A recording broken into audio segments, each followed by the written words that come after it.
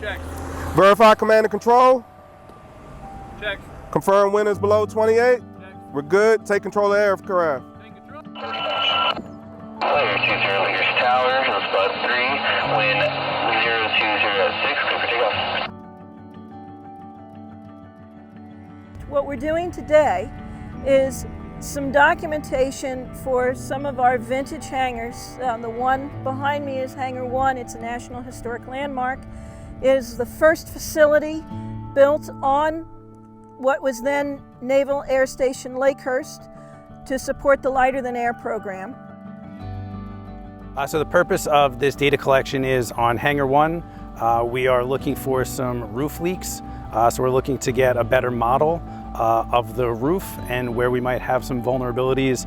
Hangars 5 and 6, we are looking to digitally preserve those facilities and provide that information to the State Historic Preservation Office.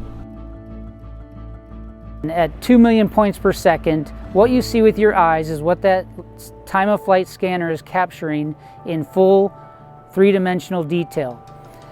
In addition, the high definition imagery is also useful for investigation, inspection, and viewing without going into dangerous areas, and also to capture the structural integrity elements of the hangars that are both in demo status and in historic status as well. Hangars 5 and 6, those are World War II timber hangars built in 1943.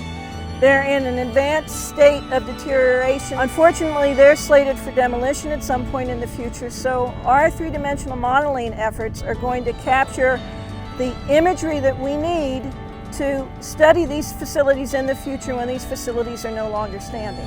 Hopefully what we'll get is a very rich, detailed, multi-dimensional set of photographic imagery and laser cloud points that will allow us to put together a model that has multiple layers that we can turn on and off to look at the information in different ways and address different research questions.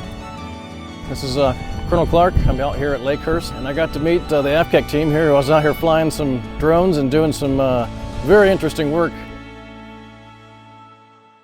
This is a game changer for, I think, the entire Air Force, maybe the DoD wide.